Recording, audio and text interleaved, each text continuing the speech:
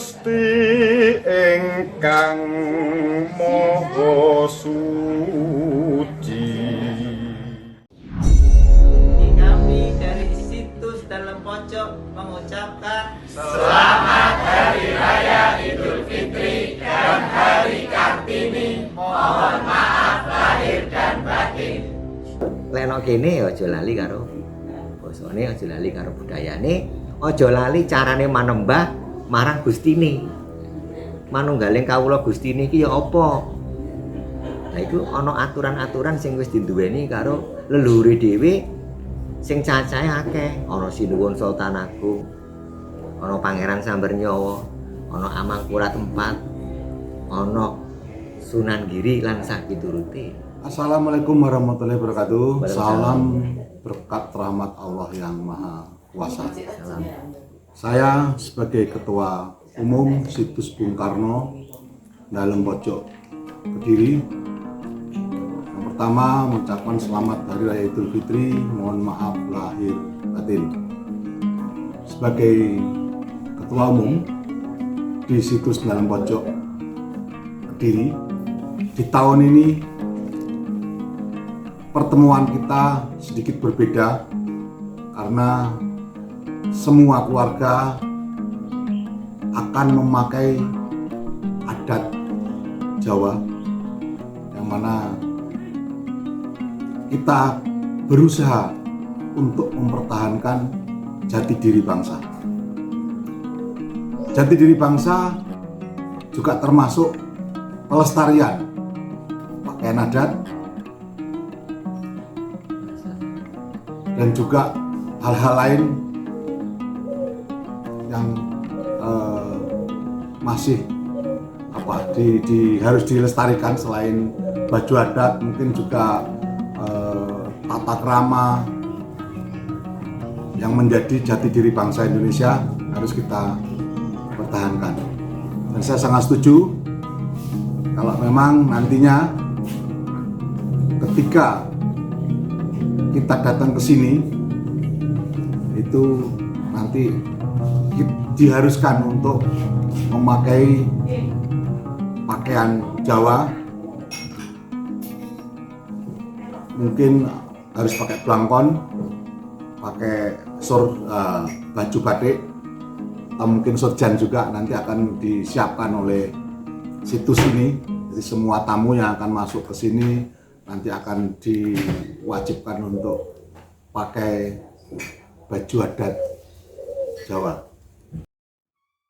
Saya juga berharap nanti para cucu cicit canggah dari Yang Panji tahun depan bisa berkumpul di sini lagi, karena sudah ada hampir 4 tahun selama COVID kita tidak berkumpul di tempat ini. Semoga di tahun depan kita bisa berkumpul kembali dan semuanya akan memakai baju adat Jawa, agar tempat ini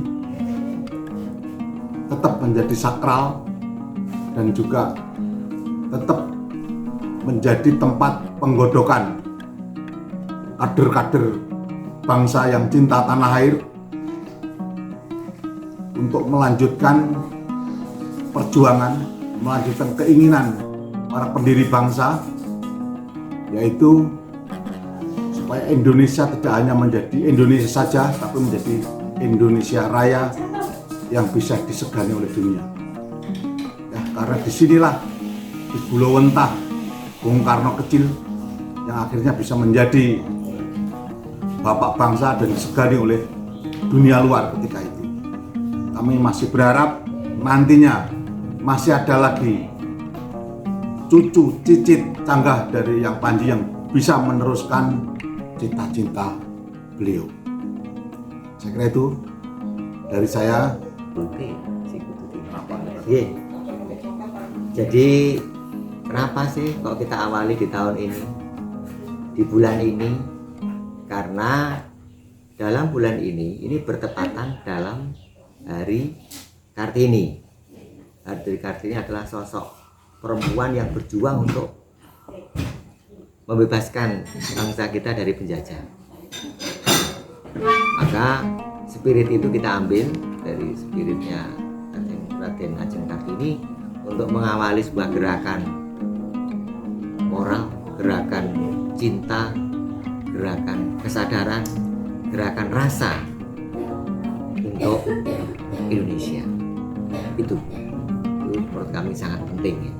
Jadi dengan era globalisasi kita susah untuk membedakan ciri mana yang bangsa kita, mana yang suku kita. Kita lebih banyak terbawa arus oleh identitas yang bukan identitas kita. Maka dengan spirit Kartini bulan April ini menjadikan alat picu ya, alat bangkit pematik kepada seluruh elemen supaya membangkitkan kembali nilai-nilai luhur perjuangan. Ya, berarti apakah yang tadi sempat disinggung tentang baru pertama kali ini ya. Jadi selama bertahun-tahun memang dalam pojok di dalam pertemuan keluarga belum mewajibkan untuk semuanya menggunakan adat Jawa selama ini.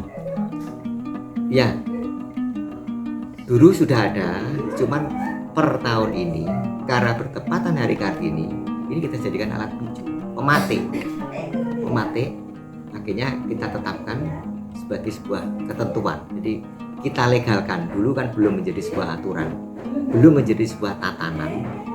Maka di bulan Syawal ini, di bulan April ini kita awali ya, untuk kembali kepada nilai-nilai luhur kita yang sudah mulai dilupakan, terutama untuk generasi-generasi anak cucu kita. Jadi bocah-bocah ya, bocah-bocah cilik-cilik, anak, putu, buyut, wareng, udeg-udeg, gantung siwur, dobrak sintik, tansah teruse, yo kudu belajar. Iki diawali teko klambi. Besok belajar maneh bahasane. Belajar maneh adat istiadat. Belajar maneh cara manembahi kawula nang Gustine lan sak pituruti. Nah, makane iki aku Kuswartono selaku ketua yayasan ora mung gawe bahasa Indonesia tapi juga gawe basa Jawa. Lah ya ngono to Mas. Jadi ya gawe basa Jawa barang. Ya, memang bahasa itu atau kekayaan bahasa suatu daerah yang perlu dipertahankan untuk melestarikan jati diri bangsa itu. Hanya memang dengan kemajuan zaman ini banyak anak cucu kita yang sudah menetap di ibu kota, yang mana di ibu kota itu juga bahasanya sudah campur-campur. Nah, ini yang mungkin menjadi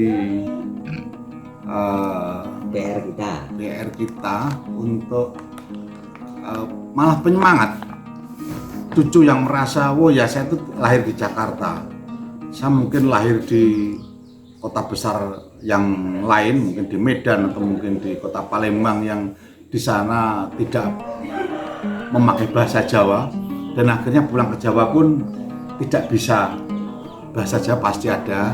Ini menjadi pemicu untuk biar bisa gimana ngerti bahasa Jawa.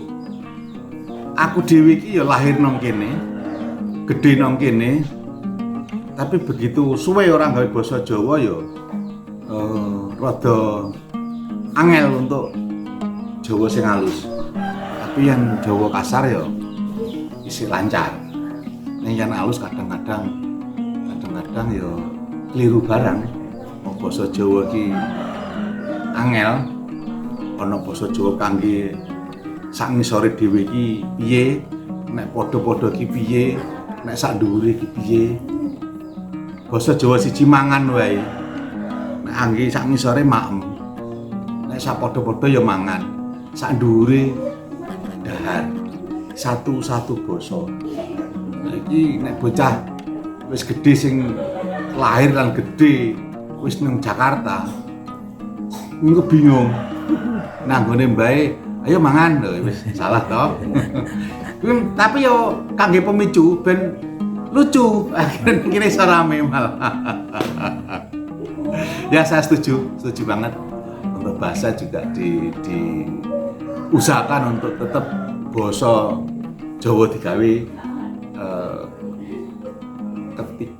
pas-pasan kene, pasan kene iki basa Jawa. Kalau menurut saya ada dua hal yang menarik ya, Pak Dono maupun Pak Tono. Mungkin yang pertama begini, bahwa selama bertahun-tahun ini kan kita tidak pernah mewajibkan untuk pertemuan keluarga itu menggunakan adat budaya, itu satu. Nah, berarti kan ini ada sesuatu yang baru kan itu Mas, kan begitu ya. Kalau dulu kan tidak pernah ada kewajiban, baru kali ini. Nah, ternyata momentumnya bagus karena momentumnya juga bertepatan dengan Hari Kartini. Jadi ini sesuatu yang unik gitu loh. Bertahun-tahun kita berpakaian biasa, ya boleh berpakaian biasa. Hari ini mulai ada himbauan kan begitu. Nah, kemudian ke depan kita akan ada fase tahapnya, yang mana suatu saat di tahun berapa nanti ke depan kita akan menggunakan bahasa Jawa yang hari ini belum kita terapkan kan begitu ya. Ini menarik ini. Jadi anak cucu kita di kemudian hari, kita itu bangsa Indonesia yang menyebar dari Sabang sampai Merauke, ada 17.000 pulau, 800 sekian suku dan 1.200 sekian bahasa yang mulai dilupakan. Hampir tiap tahun itu bahasa daerah itu hilang satu persatu. Nah, itu merupakan identitas kita. Jadi bangsa Indonesia itu bukan bangsa yang tunggal. Bangsa Indonesia itu bangsa yang berbeda-beda, tapi satu menjadi bahasa Indonesia. Dan itu sudah menjadi kita pegang teguh kuat-kuat di dalam lambang negara kita, yaitu Bhinneka Tunggal Ika. Nggak apa-apa. Misalnya lagi nduk situs gawe basa Jawa. Lah engko nek nggone situs liya sing misale nang Ambon ya gawe bahasa Ambon. Lah iku lan gak masalah. Supaya awake iku iso kenal. Nah, saiki awake ning perjalanan Surabaya 90 kilo langsung basane ganti basa Madura. Ya kan? Nah, ini merupakan indahnya kita, indahnya Indonesia yang berbhinneka tunggal ika. Jadi anak putuku ya besok iki sing nonton iki ya mungkin ana sing paham, ana sing ora. Ana sing paham, ana sing ora. Makane kudu ngerteni lek nek kene ya aja lali karo basane, aja lali karo budayane, aja lali carane manembah marang Gustine. Manunggaling kawula Gustine iki ya apa?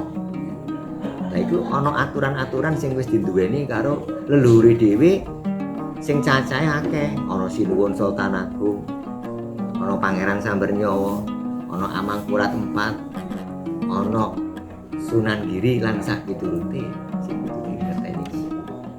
Jadi keindahan keberagaman ini harus kita lestarikan. Tak kira ngono ae. Yang terakhir, saya berharap dari